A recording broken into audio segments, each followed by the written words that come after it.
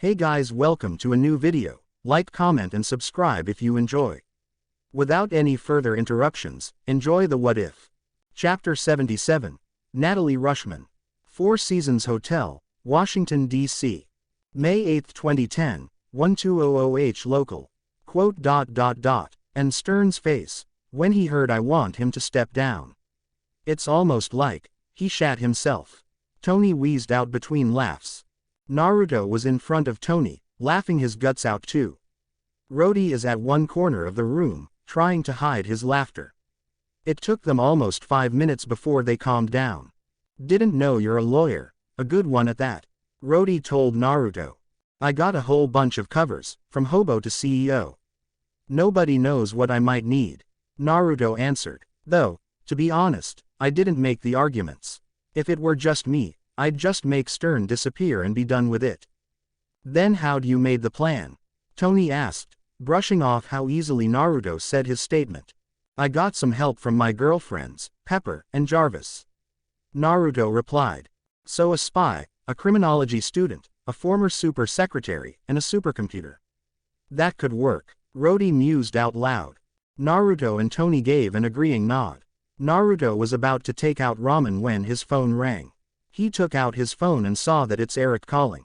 Sorry, I had to take this, Naruto said while walking out of the room and answering the phone. Eric, talk to me. Hey, we just passed the border. Eric answered. Eric and Bruce are currently in the pickup truck Eric received from his contact. What took you guys so long? Naruto exclaimed. It's fucking hard to make sure no one's following you. All the cameras, satellites, and agents don't make it any better. Eric countered. Those SHIELD agents are good, not as good as me, though. How long would it take you to reach Culver? With still keeping out of SHIELD and the military's radar. A week. It's harder to move around in the US than in Mexico. Eric replied. It would be easier if you just drop us there. You can do it. You're the bloody Killmonger. Fuck you, man. You're enjoying this too much. Eric said before dropping the call. Naruto released a short laugh before getting back inside. So who is it? Rody asked, genuinely curious. Some guy who's helping a guy the first no. That's not mysterious at all, Tony said while drinking his beer. You'll find out about it soon enough, Naruto replied while opening up a beer of his own. When are you going back to LA? Tonight, Tony answered with a serious expression. So you're going to tell her, huh? Tony gave a small nod to Naruto's question. Tell who what? Rody interjected. Like our blonde friend said, you'll find out soon enough. Stark Mansion, Los Angeles, California. May 8, 2010, 2300H local. Mrs. Potts. Jarvis called out. Mr. Stark has just arrived. He requests for you to meet him at the garage. Pepper is currently on their bed, reading the company reports on her tablet. She hasn't expected Tony to come home that night. The Senate hearing finally shed some light on Naruto's weird behavior in the past week. Corporate law and contracts, procurement law, military contracts, and all the other things they could think of. She stood up from the bed and took her bathrobe. Tell him I'll meet him there. Of course, Mrs. Potts. Pepper walked out of the room and down the stairs. She punched in the garage door code to unlock it. She saw Tony in his jeans and tank top combo while drinking the green shake he's been downing more frequently in the past 3 months. You know that I'm not kissing you without brushing your teeth first, right? Pepper said while pointing at the green shake. I don't like drinking this nasty too, Tony replied. And you still haven't told me why you're drinking it. Tony scrunched up his face due to his anxiousness. He scratched the back of his head before pulling 2 rolling chairs from behind him and facing them to each other. Have a seat, Peps, Tony said as he sat on the chair. You may not like what you're going to hear. May. Well, it depends on your mood. You're making me nervous, Tony. Tony took another sip of his chlorophyll shake. I need you to run the company. I already am. You're not listening. I'm trying to make you CEO.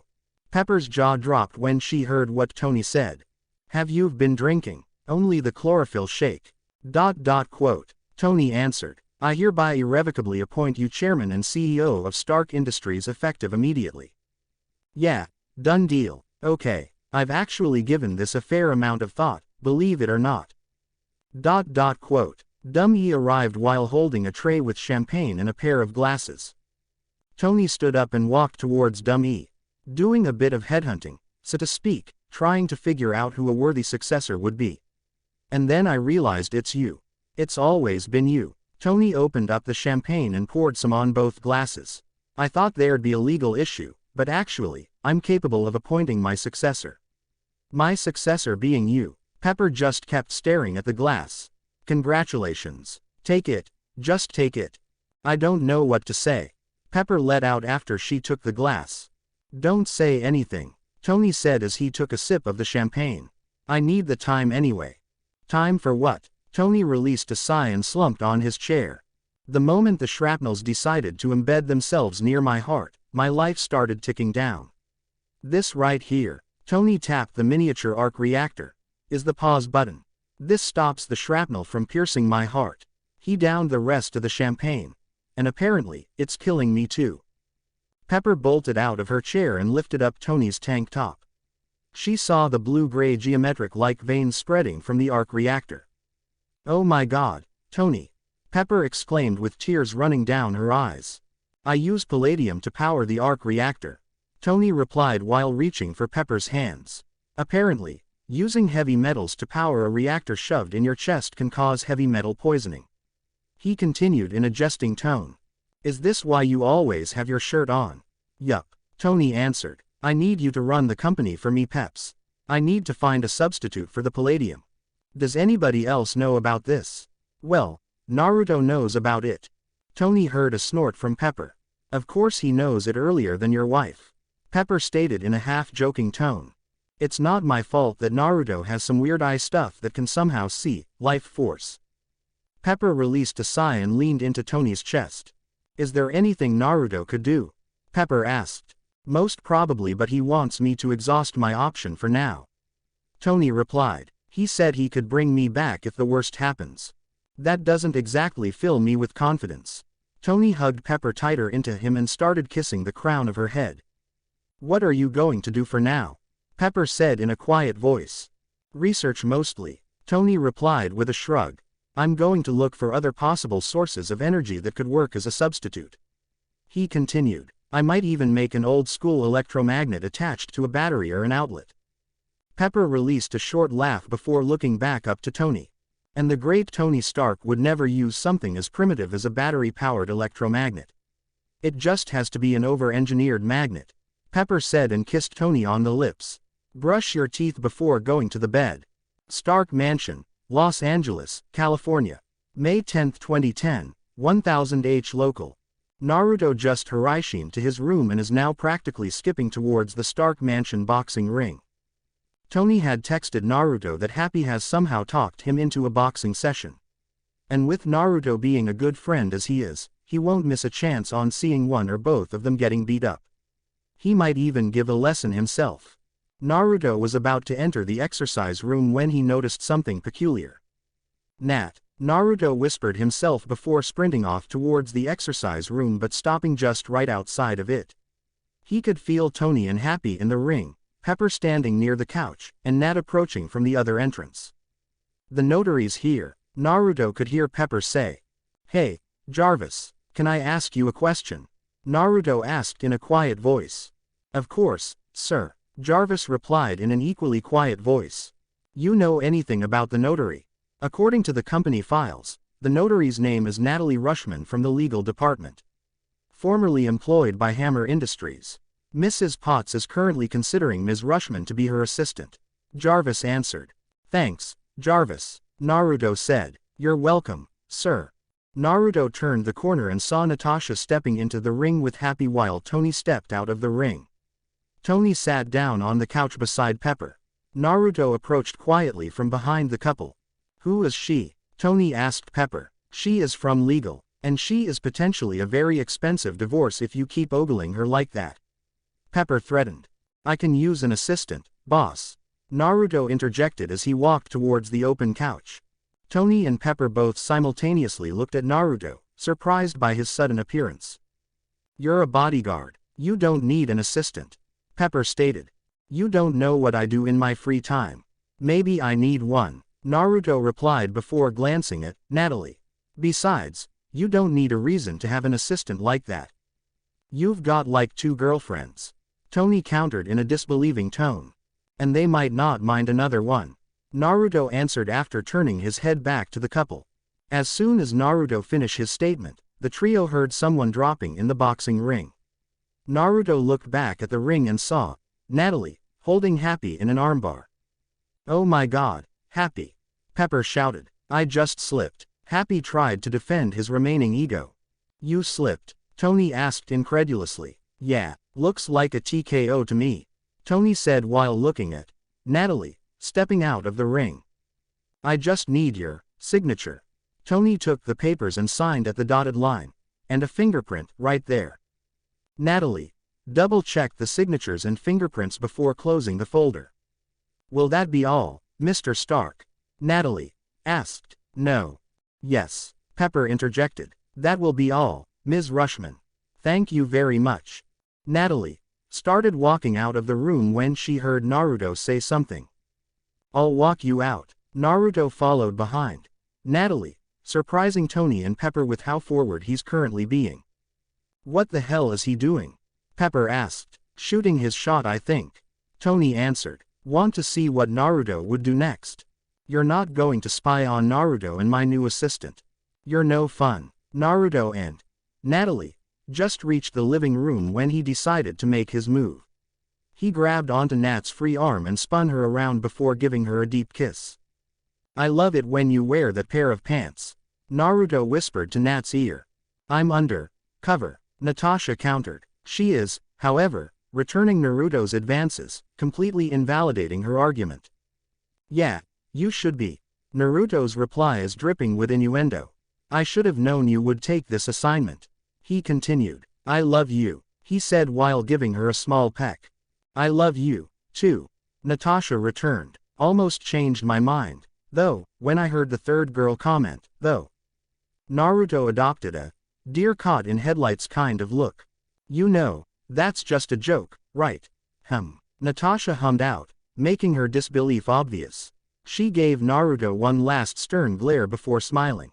I should go. Don't want to blow my cover this early, she added before starting to walk out of the door. Next time you find a girl, talk to us first. Naruto's mouth flopped close and open, effectively imitating a fish. He can't do anything but follow the leaving Natasha with his eyes. That's just a joke, Nat. Culver University, Virginia. May 11, 2010, 1000H local. Don't we stick out too much? Banner asked. No, we definitely don't, Eric answered. It's not like someone would notice a rusty old RV outside a prestigious university. Rigite. Banner drawled out. I thought you were smarter than that, Doc. Eric continued. Eric and Bruce, the unlikely duo as Naruto wants to call them, have been embarked on a cross-continental trip from Panama to Virginia, USA. The usual 3-week journey had taken them almost 3 months due to Naruto's instructions to keep out of everyone's radar.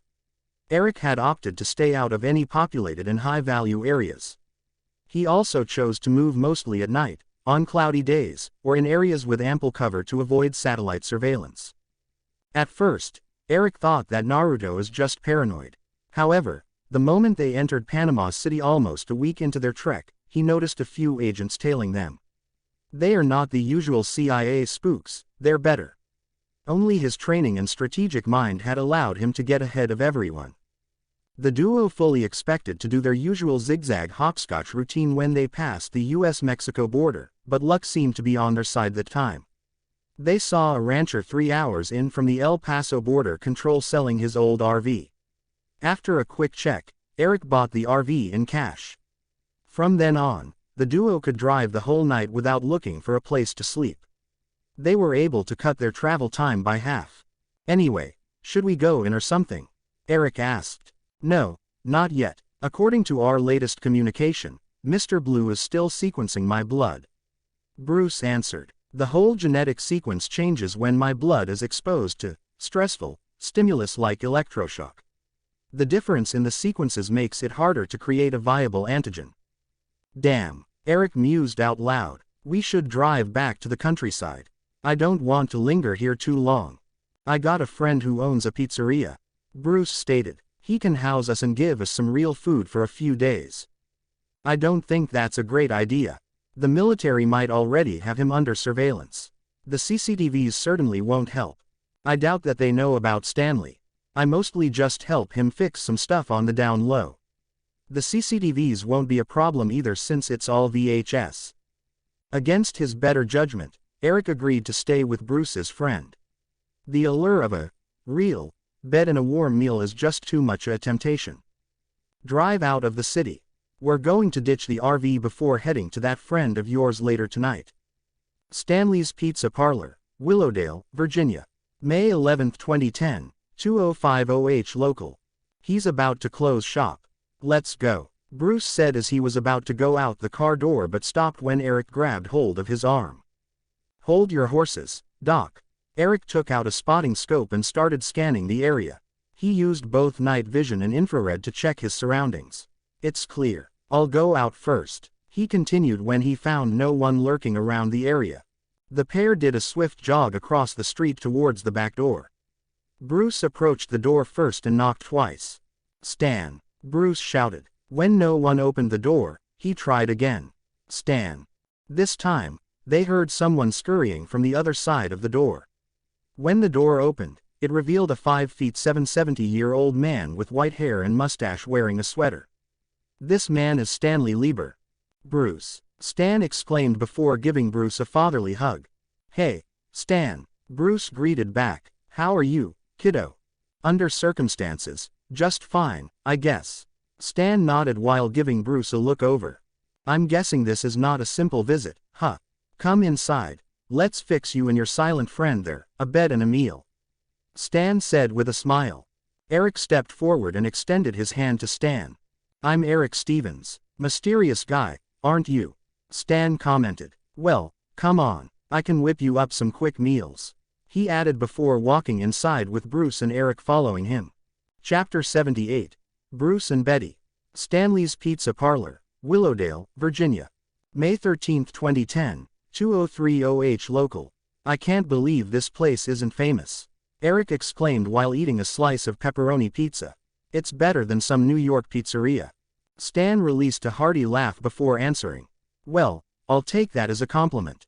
You should, old man. Eric replied with a smile. Bruce just listened in on the conversation while eating quietly. The pair have been bunkering down at some of Stan's free rooms. They're just waiting for Mr. Blue to contact them that he's ready.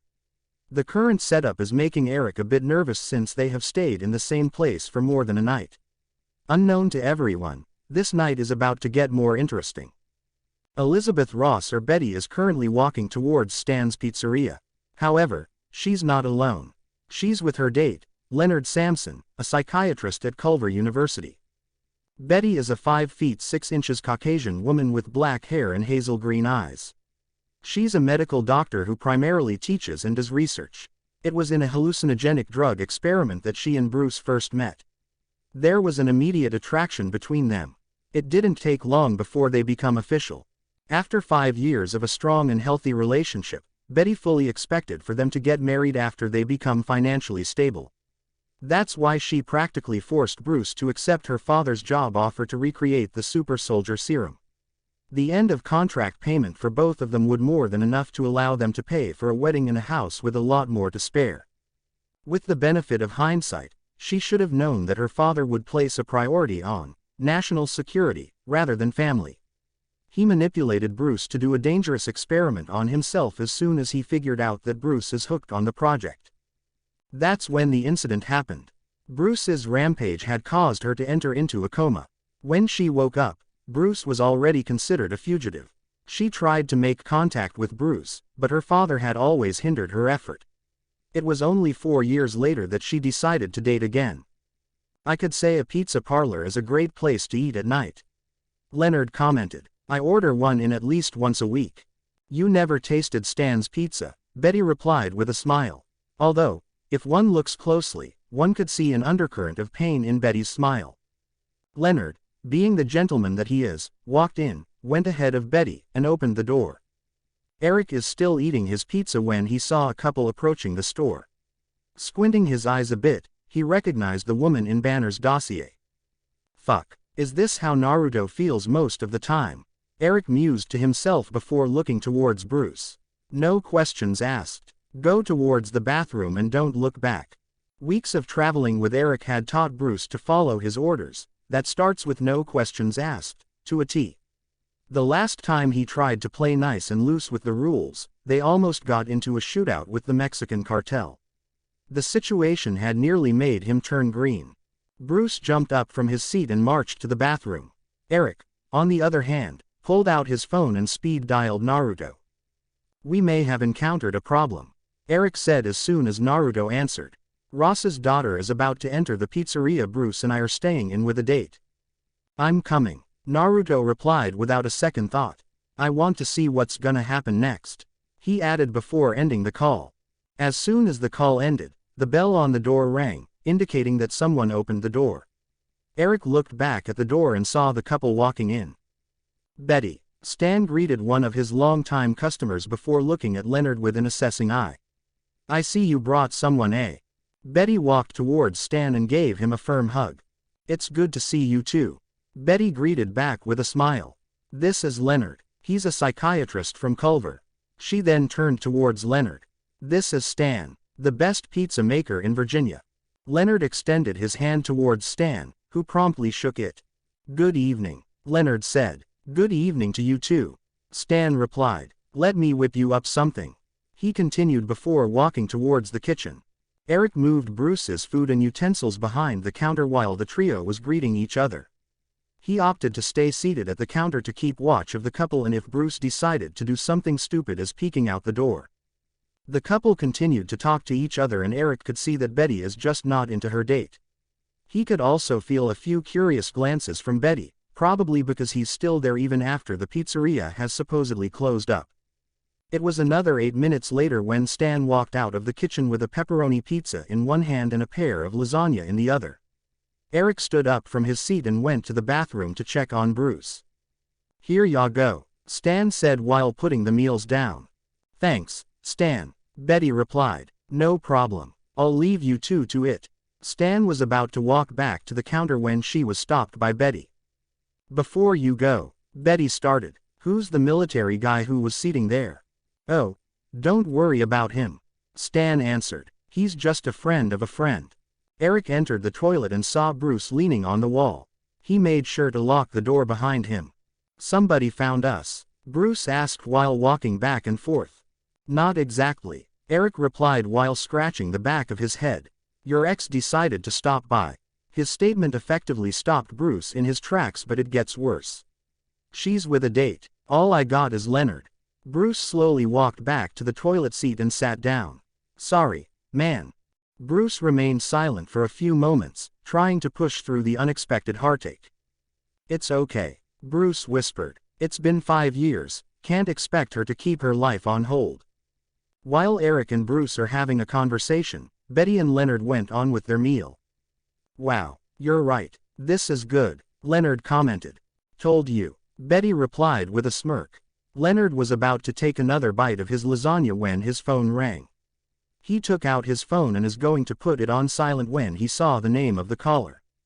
It's from campus security, Leonard informed Betty. Her face turned into a frown since there's no real reason for campus security to call Leonard that late at night. He answered the call and put it on speaker. Hello. Is this Drive Samson? The caller asked. Yes. This is Jason Rogers, sir. Your office has been ransacked, Rogers replied, causing Leonard to panic. Being the school's resident psychiatrist meant that he has a lot of sensitive information. We're already securing the office and already placed the building on lockdown. I would like to know if you would take a look right now or wait until the morning. Leonard is having an internal debate. On the one hand, he had a moral and professional obligation to his patients to check on the records to make sure it's still secure. On the other hand, he was finally on a date with Betty Ross. Betty could see Leonard struggling with indecision, so she decided to help him out. Hey, Leonard, Betty called out. You should go and check it out. Maybe we could try another time. Leonard released a disappointed sigh. It looks like the universe is working against him. He started to pull out his wallet when she stopped him. Don't worry, I'll handle it. Leonard gave a small nod before standing up from his seat. I hope we could do this again. Leonard replied. Maybe. Betty answered with uncertainty, but Leonard could hear her intentions loud and clear. Go on. Leonard released another sigh before leaving. As he was exiting the pizzeria, another man comes into the building. He would have questioned why someone entered the store when it was supposed to be close already. The man sat on the seat that Leonard just left, making Betty nervous. Leonard leaving and this guy sitting in front of her is not a coincidence. Stan obviously saw the man walked into his shop, so he approached him. Sorry young man, we're closed. Stan informed him. Oh, I'm not a customer though I could be. The man replied in a jovial tone. I'm here for your guests. The other guy should know about me. Stan nodded in understanding. Then I should get you something too. Will pizza do? Pizza would be great. As much meat cheese as possible. Coming right up. Stan answered before walking back to the kitchen. The man leaned back to his chair and just stared at Betty, purposely making her nervous. Elizabeth. Betty. Ross. The man drawled out. I have to say, your dad is one stupid guy. Patriotic but stupid. Betty would have countered the statement if she didn't already know how true it was. Saw him in Brazil a few months ago chasing down your ex. Betty's eyes widened when she heard the man's statement. She can't believe that her father was still looking for Bruce. Bruce is still alive? Betty asked in a whisper. Of course he is. The man answered. It's kinda hard to kill a man that could turn into a green rage monster. Betty's cheek turned a little red from embarrassment. The man stood up and walked towards the bathroom. He's a lot closer than you think. Betty flashed a questioning look. The man tried opening the door but noticed that it's locked, so he knocked. Eric cautiously opened the door and peeked through the crack. He was obviously surprised when he saw who it is. Naruto, Eric exclaimed. Told you I'm not going to miss this. Stop him from wallowing and bring him out. Naruto replied. Aren't we supposed to keep him hidden? What can I say? I love love. Who is it? Bruce interjected. My boss. Eric answered. Bruce quickly moved towards the door to take a look at his mysterious benefactor. So he could easily be forgiven to see that his benefactor is in his early 20s. Nice to officially meet you, Doctor. Naruto greeted before going back to his seat. Betty was observing the situation intently, so she was surprised when she saw the third guy walking out of the area. She rubbed her eyes and wiped off the tears forming on her eyes to make sure that what she's seeing is real. Bruce? Betty asked cautiously. Bruce fully expected for Betty to be gone already since he basically avoided everyone from his old life, and Betty is the ultimate nexus point for his past life. Betty. Bruce called back. Betty practically jumped out of her seat and sprinted towards Bruce. In a surprising fashion, Betty slapped Bruce. That's for suddenly leaving me. Betty said passionately before giving him a deep kiss. And that's for coming back. He's not back yet. Naruto interjected awkwardly. He's just visiting. He added. Your dad is still looking for him. Eric placed a hand on Naruto's shoulder, signaling for him to stop. Good thing, too, since Naruto was about to start with how Ross is about to do some questionable human experimentation on Banner. Right, shutting up now. Betty excitedly pulled Bruce towards their spot, leaving her in Leonard's seat behind. Bruce gestured for Eric and Naruto to sit at the table next to them. Naruto and Eric could feel the nervous energy being released in waves from the couple. He would have ignored the completely normal reaction, but Bruce's increasing heart rate might cause some problems. Your heart rate, Doctor. Naruto reminded. Naruto's statement pierced through Bruce's chaotic mind. He took a series of deep breaths while looking at his heart monitor. Thank you, Bruce replied after he calmed himself down. Who are you anyway? All I know is you're Eric's boss. I thought you heard me back when we're huddling in the bathroom. Naruto purposely said with a tone that makes it dirtier than it should be. Well, I'm Naruto Uzumaki if that's what you're asking. No, I mean I want to know that too, but what I really want to know is why are you helping me? Eric already answered that. I don't want to go over that again. Naruto looked at the window and decided to flex a bit. 9 golden chains appeared from his back, surprising both Bruce and Betty. He extended it towards the window shades and closed it. The chains disappeared right when Stan exited the kitchen with a family-size meat and cheese lover's pizza. A smile immediately formed on his face when he saw Bruce and Betty sitting at their booth. And I thought you two would never meet again. Stan let out while serving the pizza to Naruto. It looks like you could eat, so decided to give you a large pizza. Naruto's eyes are practically shining when he saw how loaded was the pizza. He took one slice and slowly took one bite. Fucking hell, old man. This is delicious. Naruto exclaimed. How much would you need to move to New York? Stan released a boisterous laugh before answering. I'm not moving, kid. I like it here. Damn, might as well bring some people here sometimes. Bruce took his time, but he finally gathered enough courage to finally start a conversation with Betty. So Samson, huh? Bruce started awkwardly. He's a nice guy. Smart too. Yeah, Betty anxiously replied. Naruto was just eavesdropping on the couple's conversation while eating his pizza when he leaned closer to Eric. Why is it so awkward? Isn't there supposed to be more emotions? Naruto asked in a whisper. Not everything is a movie. Eric deadpanned. You mean I ransacked a guy's office for this boring, awkward meetup? Betty quickly turned his head towards Naruto when she heard his statement. You ransacked Leonard's office, Betty exclaimed. Well, I have to get him out of here somehow, and killing him is most likely out of the options. Naruto answered with a shrug. Of course, that's out of the options. Betty shouted. He's not serious, right? Bruce asked Eric with an almost desperate look.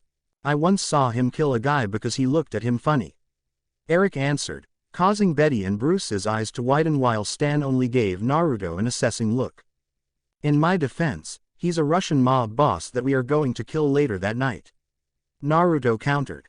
You did at his birthday party in front of almost 100 witnesses. Tomatu. Your boss has a few screws loose. Bruce said to Eric. And you told me he could go toe-to-toe with the other guy. That's a scary thought. You should worry about me less and think more about your crumbling love life. Naruto countered. What do you want me to say? Bruce asked in a quiet voice before turning towards Betty and taking her hand. As long as I'm not normal, I'm not going to have a normal life. You deserve better than living your life as a fugitive being chased by your own father. Isn't it supposed to be my choice too? Not yours alone, Betty emphatically replied. You're not listening to me. There's no upside to this. No white picket fence. No 2.5 bath home. Fuck what I deserve. It's what I want that matters. You're still as stubborn as before. Damn, right, I am. Betty exclaimed before continuing in a quiet voice. That's why you love me. That's why I love you. Eric is starting to worry about Bruce since he might suddenly change with how charged his emotions are right now while Naruto is just enjoying the show he came for. As for Stan, he's just happy that Bruce and Betty are talking again. Now this is better than a movie. Naruto commented before eating his last slice of pizza. Chapter 79. Another Copycat. Stanley's Pizza Parlor, Willowdale, Virginia. May 13, 2010, 2200H local. As much as I want you two to continue to a poorly lit sex scene. Naruto interrupted the emotionally charged moment, causing Bruce and Betty to release a groan. We still need to deal with some stuff. Like maybe dealing with the soldiers sent to watch over Betty here. Bruce and Betty's eyes immediately widened in alarm while Eric took out his sidearm and looked out the window. However, he hadn't found anyone outside. You're slipping, boss. There's no one outside, Eric replied, still not entirely putting his guard down. Of course, there's no one outside, Naruto answered before taking a bite out of his pizza. They're following that Samson guy. They think Betty's with him. Set up illusions and all that jazz. Eric immediately reholstered his pistol, but it looks like Betty is still skeptical. Illusions? What are you, some kind of wizard? Betty asked incredulously. I just think of him as a magical ninja, and everything fits. Eric replied with a shrug. This didn't seem to satisfy the female Ross since she turned towards her ex, expecting for him to back her up, but his sheepish expression already clued her in his answer. I'm not saying I believe in magic or real-life ninjas, but I'm a 5 feet 8 inches nerd that can turn into a 12 feet green berserker that violates the law of conservation of mass or law of conservation of energy if you're picky. That's got to account for something. The golden chains certainly support that claim. Bruce countered. Besides, I kinda trust Eric over there since he helped in the past 3 months. Anyway, Naruto cut Betty off when he saw that she would argue. I gotta go, but you can stay. You're responsible adults, he added while pulling out a bundle of $100 bills and placing it on the table. And you, Ms. Ross. Be careful when you decide to visit again. Remember, your dad is a paranoid patriotic asshole. He finished before standing up from his seat, leaving a flabbergasted Elizabeth Ross. It was only when Naruto was near Stan that everyone else at the table noticed that Naruto's pizza was gone. Where did? Betty stammered out. Told you. Magic Ninja. Eric answered nonchalantly before taking another pizza slice. Meanwhile, Naruto approached Stan somewhat cautiously. Ever since Naruto restarted the Earth's pulse, and started to use his sage mode to take regularly a census of the world, he had been detecting these weird chakra signatures. However, every time he comes close to one, it always disappears before appearing on the other side of the planet. Naruto had already dubbed the signature as the copycat. Luckily, there seems to be one right here and now. Stan, right? Naruto asked, to which Stan nodded. You'll look after those two, right? He gestured towards Bruce and Betty. Eric can handle himself in almost any situation. Stan released a chuckle before answering. Don't worry, I'll watch over them, Stan replied. You can say it's my full-time job. He added cryptically. Stark's private plane, Atlantic Ocean. May 21, 2010, 1300H local. The Potts Stark family, including Happy, Natalie, and Naruto, are currently on their way to watch the Monaco Grand Prix. One of the few sports events Tony regularly watches. Over the past 2 weeks, Pepper has already implemented a few of her ideas that she hadn't been able to do since she wasn't the CEO, even though she has been arguably running the company in the past few years due to Tony's aversion to paperwork and meetings. Her husband's death timer that's been hovering her head in the past few days was temporarily pushed to the back of her mind to spend some time with her family. The only upside with Tony's condition is Naruto's certainty that he can heal Tony or, at the very least, remove the heavy metal in the bloodstream regularly. Only Tony's pride in finding the solution himself has prevented Naruto from completely healing the gaping chest cavity. I heard Vanity Fair is going to do a piece on Hammer, Pepper said while looking through her tablet detailing Stark Industries' projected growth rate. They can't get an interview with me, so they went to that second-rate poser, Tony replied while eating burgers with Morgan. Despite their hectic lifestyle and the looming death timer, Tony and Pepper are still relatively hands-on parents. The couple also decided to make this outing Morgan's first official public appearance.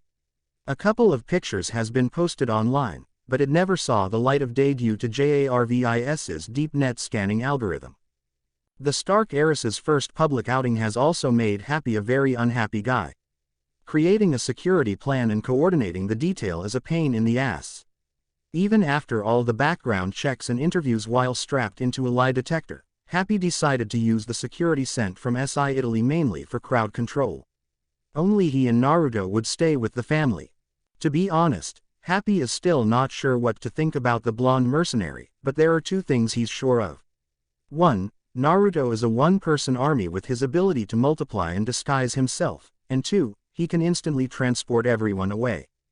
Happy. Tony. Naruto called out suddenly after standing up from his seat beside Natalie.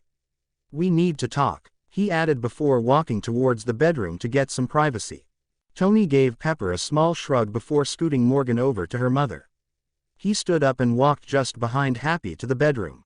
I know I'm hot and all, but you're just not my type, Tony joked with his usual smirk. You don't have the boob or the ass for you to be my type, Naruto countered before pulling up 2 SI tablets and handed them over to Tony and Happy. Anton Vanko, Russian scientist, a brilliant one at that. Basically built half what powers your chest. Tony looked up from the tablet and stared down at Naruto when he heard the tail end of his statement. My dad built the arc reactor, Toyn stated. Correction. Howard and Anton built the reactor. You can see the original plans on your tablet. Copied them from Shield Archives itself. Naruto could clearly see the disbelief on Tony's face.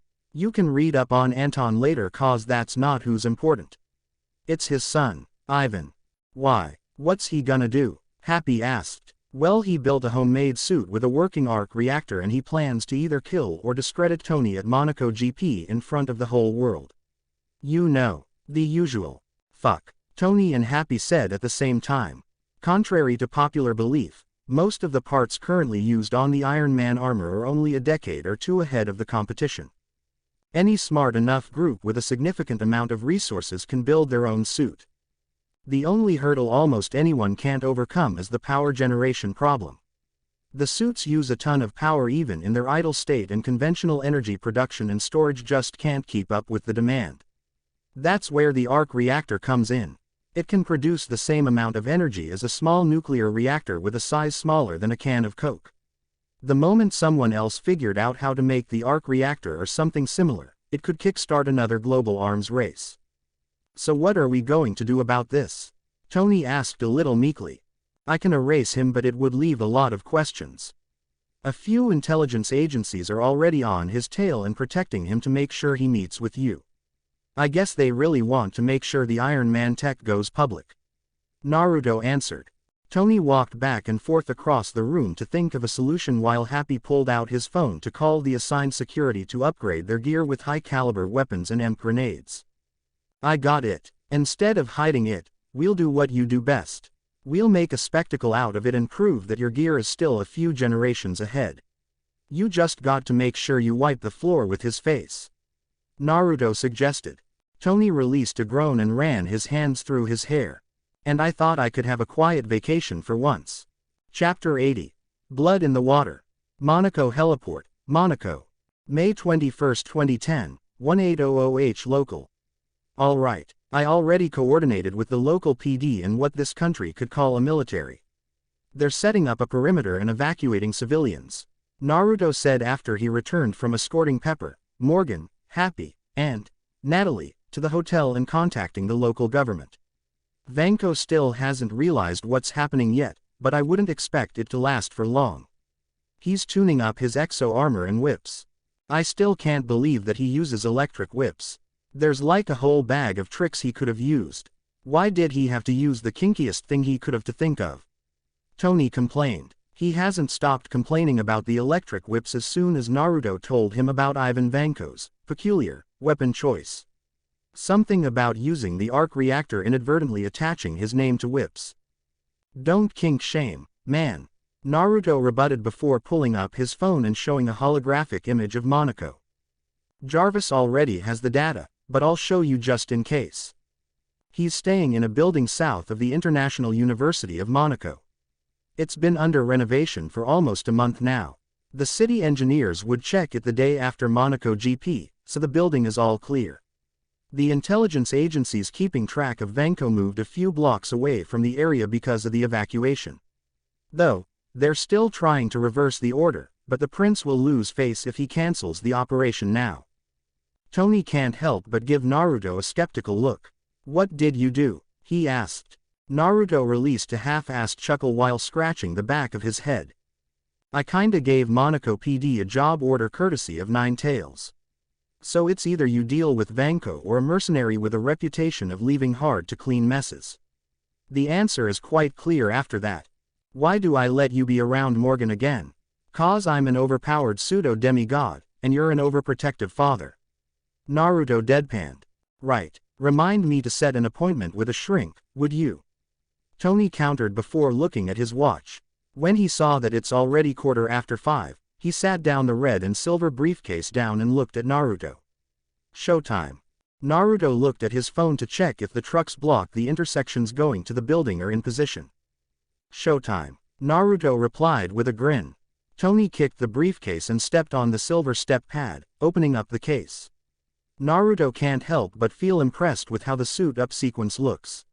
The overlapping plates did a small calibration before Tony flew quickly high up in the air. Monaco Heliport, Monaco, May 21, 2010, 1820H local. Sitting in one of the empty offices, a 5 feet 11 inches Caucasian man is sitting down in front of the television eating some kind of soup. He has dark brown eyes and a scar under his left eye. His shoulder-length black hair has white streaks on them. The TV is playing the news, particularly the arrival of the Stark family. For some reason, Tony Stark was not present when the family arrived at the hotel, and it's triggering an alarm in his brain. That alarm made him realize something. It's too quiet. No traffic. No honking of horns. No pedestrians. It should be impossible for metropolitan city-states like Monaco. Ivan didn't survive so long in Moscow's underground by not listening to his instincts. He rapidly put on his suit before taking a peek at the window. That was probably a wrong decision. Tony, in his Iron Man suit, burst through the window, sending shards of glass straight to Ivan's face. This caused multiple lacerations to appear on his face. Wow, that's an improvement. It would be best if you kept it like that, Tony quipped, trying to get a reaction from Vanko. Stark. Vanko growled out, it's a bit early for our meeting, but this will do. He added before electrifying his suit and whips. One thing, how did you know I was here? I got an overpowered ninja working for me. Tony answered with a shrug. Fine. Talk's over. Vanko tried to get momentum for his whips, but the closed environment of the office space is severely hindering him. He can't get enough space for both his 15-feet whips, so he has no choice but to go on defense while Tony pelts him with repulsor blasts. Tony, on his part, refrained from using any of his deadlier armaments since he needs to bring him in alive for the plan to work. It's quite simple, really. They'll use Vanko as a lightning rod for every asshole interested in his tech. It didn't take long for Tony to overwhelm Vanko since he has all the advantages. They were fighting in a small and contained room severely restricting Vanko. Naruto has placed impromptu lightning resistance seals making Tony practically immune to the whips. Although Tony already made a mental note to add capacitors so he can use any electrical source, including lightning, to charge up the arc reactor, if he can live that long. Finally, there's the difference of quality between the arc reactors used, with Tony's being at least having twice the power output. In a desperate bid to get away and salvage his derailed plan, Vanko ran towards the broken window, hoping to jump through it, but Tony beat him to it. Tony grabbed onto one of Vanko's whips and pulled him back hard.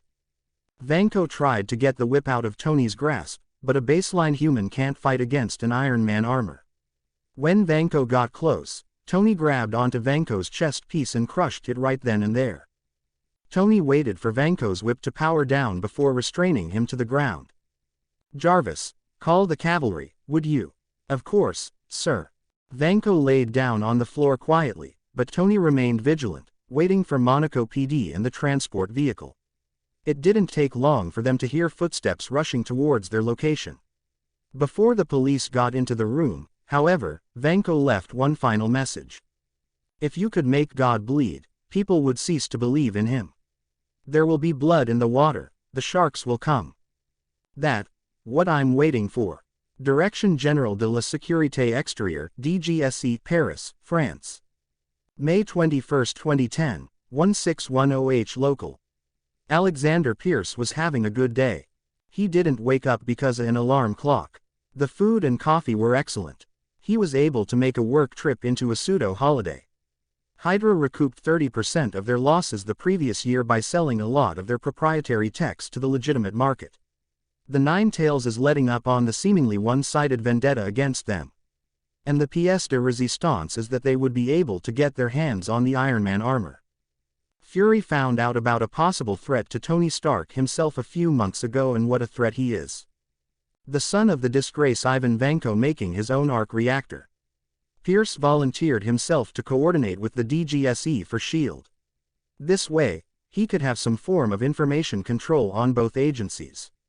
They just need to make a giant spectacle out of Vanko, and they'll be able to corner the arrogant asshole.